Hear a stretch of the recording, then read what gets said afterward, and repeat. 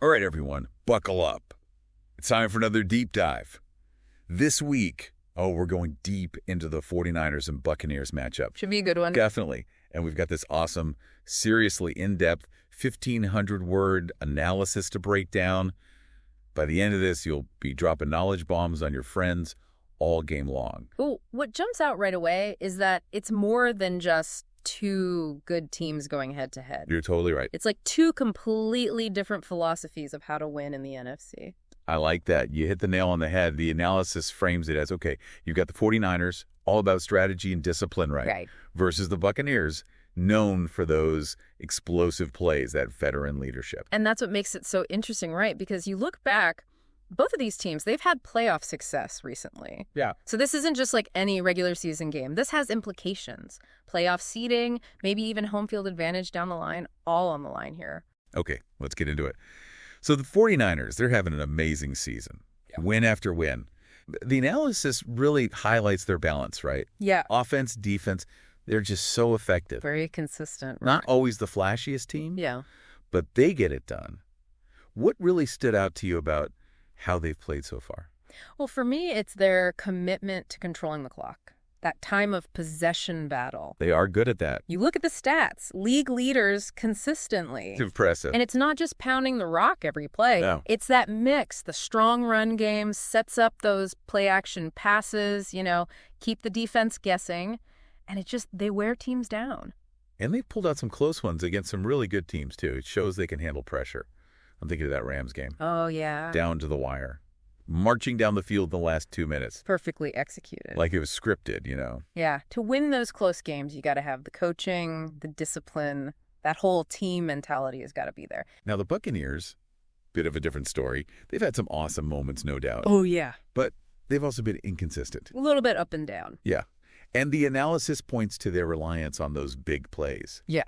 Right. Especially in the passing game. Can be super effective, but not always a guarantee. No, definitely not. But even with the ups and downs, they still have that veteran presence. I mean, come on, look at their quarterback. Oh, yeah. The analysis makes a point of saying this guy can still take over a game with his arm, those clutch throws. He's a proven winner. You can't count him out. All that experience. Wow. And you combine that with the talent at receiver they have. They're always dangerous. You never know when they're going to just erupt. Remember that Saints game a few weeks back? Oh, crazy comeback. Nail biter. He just willed them to win. He did. All right, the analysis also gets into specific strengths. The breakdown of the 49ers run game, it's fascinating. Yeah. It's not just one guy carrying the load. Right. It's multiple backs. Formations. Finding those gaps in the defense. So good at it. It makes them such a nightmare to defend because you never know where they're going to hit you from. You stack the box to stop the run. Yeah. They'll just burn you over the top with play action. It keeps you guessing, having to react. You're never in control. Exhausting to be on the other side of that. For sure. And I think that's where the 49ers can really gain an edge. They can establish that run early, control the tempo. It sets everything else up. You're saying use the run to wear down the Buccaneers. Absolutely. And then in the later part of the game, when the Buccaneers defense maybe starts to tire a bit, that discipline, avoiding mistakes, that's where the 49ers could really shine. Okay, interesting. Now, on the flip side, the analysis points to the Buccaneers quarterback. Even though he's not as mobile as he used to be, he's still got that arm. That cannon. And can read defenses. Like a book. And they suggest the Buccaneers might try to exploit any weaknesses in the 49ers secondary.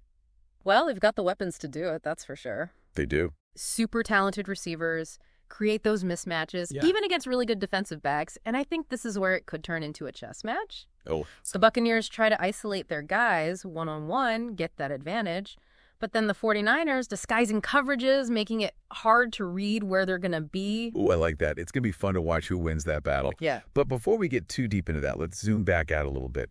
Because the analysis highlights some key matchups to look for in this game. And it starts, obviously, with the quarterbacks, right? Big time. You got the 49ers QB, known for making quick decisions, getting the ball out. Yeah. And he's going up against the Buccaneers defense that's going to bring the pressure. Relentless.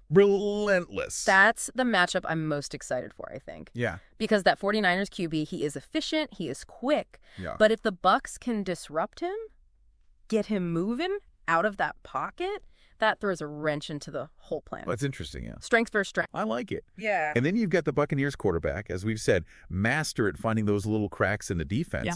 And he's going up against a 49ers secondary that, on paper, statistically, one of the best at preventing those big plays. Right. So what's the conflict there? Well, I think what's really interesting is the 49ers, they rely on a lot of young guys in the secondary. Oh, okay. They haven't faced a QB with this much experience, this much guile. Yeah. It's a real test for them. Can they stay disciplined? Can they avoid those little mental lapses that a veteran like this knows how to exploit? So 49ers, they got to be on their toes. Yeah. No easy throws. No freebies. And on the other side, the Buccaneers got to be patient. Oh, interesting. Wait for those moments when the coverage breaks down just a little bit. And then, boom, hit them with that explosive play. Love it. Yeah. All right, so we've got these two contrasting styles, both with strengths, both with potential weaknesses. All right. But to really get how this game might play out, we got to dig deeper into those matchups. Let's do it. Let's start with that 49ers run game. Yeah, let's do it. As we said, it's multifaceted. It's not just one guy. Right. You've got mention specific player's name. He's a beast between the tackles. Okay, yeah. Powerhouse. But then they can bring in, like, mention another specific player's name. Oh, he's different. Speed. Threat to take it to the house every time. It's like they've got a tool for every situation. Exactly. Wear you down, hit you with speed. And the way they use pre-snap motion misdirections, like, you think you know what's coming, and then nope. They got you. And that's so hard to defend against because do you bring an extra guy in the box to stop the run? Right. If you do that, they'll just hit you with the play action. Tight ends, they're all good receivers too. So the Buccaneers, their defense, they're going to have their hands full trying to stop all that. Big time. But what about flipping it? Yeah. The 49ers defense. Yeah. How do they match up against this Buccaneers offense? Well, the 49ers secondary, they've been great statistically. Yeah. Disciplined. Communicate well. They don't give up a lot of big plays. Right. But Uh-oh. they haven't faced a receiving group like this. Oh, you're right. The Buccaneers, they have mentioned specific players' names. Oh, yeah. Deep threat, acrobatic catches. You haven't mentioned another specific player's name. So strong. YAC monster, so hard to bring down. You can't forget the tight end either. Mention specific player's name. Oh, yeah. He's a problem. Matchup nightmare. Yeah. Too big for the DBs, too fast for the linebackers. That's tough. So this is going to be interesting to watch, this matchup. Buccaneers receivers versus the 49ers secondary. You think the Buccaneers are going to try to target those young defensive backs? I think they have to. Yeah. To win this game. That's the key. Create those one-on-one situations, get the size advantage, the speed advantage, and if they can run the ball just enough, keep the 49ers honest, that's when they can really open things up. Speaking of running the ball, the analysis mentions that hasn't been as strong for the Buccaneers this year. Yeah. The passing game's been better. Could that be a factor? It could. The 49ers, they're stout up front. They're stopped the run well. If the Bucs can't get anything going on the ground, it makes them predictable, one-dimensional. Then the 49ers can just focus on shutting down the pass. So it sounds like balance. Offensively, it's important for both teams. Right. 49ers run to set up the pass.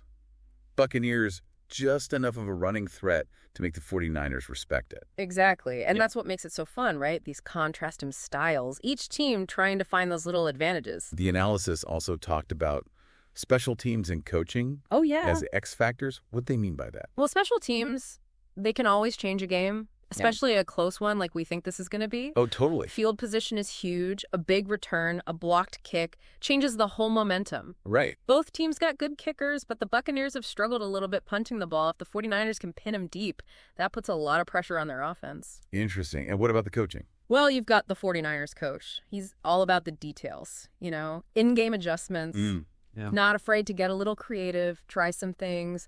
The Buccaneers coach, he's more of a motivator, gets the best out of his guys. Ooh, yeah. Players coach, leans on those veterans. So strategic battle on the sidelines too, huh? Oh, yeah.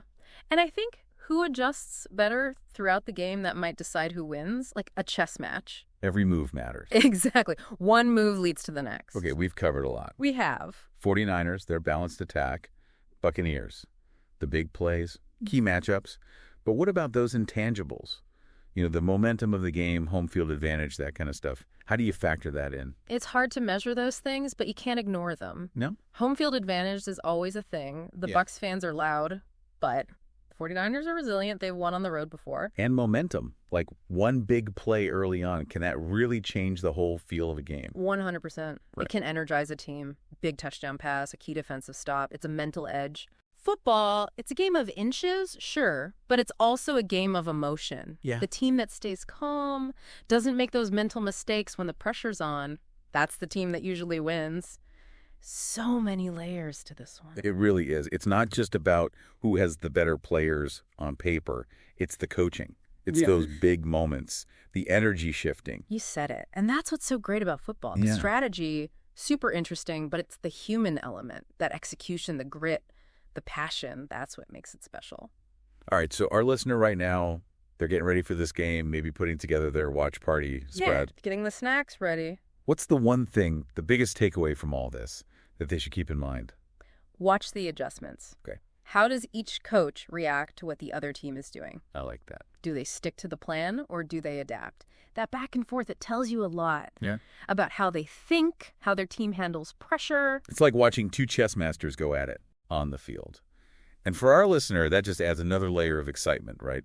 Watching for those strategic decisions. Absolutely. You start to pick up on those little things, the subtle moves that maybe the casual fan wouldn't notice, but they can have a huge impact on the game. Man, after going this deep, I feel like I have a whole new understanding of what goes into these matchups. Yeah. And our listener.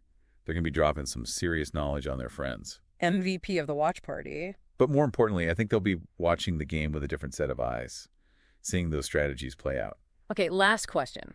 The one we've been building up to this whole time. Whose strengths, in your opinion, are going to win out on Sunday? You know, it's a tough one to call. It is.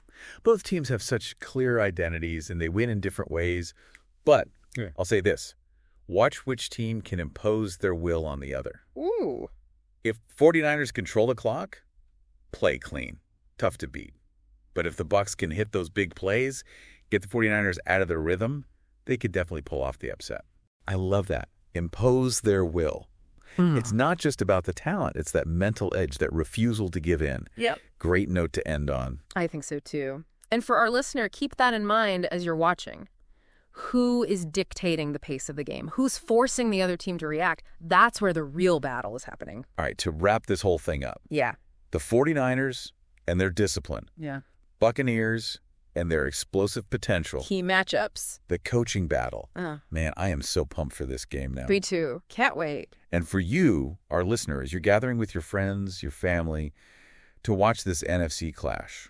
Remember, it's more than just a game. It is. It's a showcase of strategy, of athleticism, and that unpredictable drama that keeps us all coming back for more.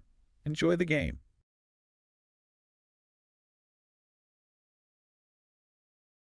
Today is your lucky day. Today is the day that our $3 website works for you, paying you directly to your PayPal daily. Imagine $3 ongoing continuous payments to your PayPal account. Imagine falling asleep and waking up to $300 in your PayPal account. How would this make you feel? How could this help you? What bills could you pay? What kind of fun could you have? What does that retirement look like now?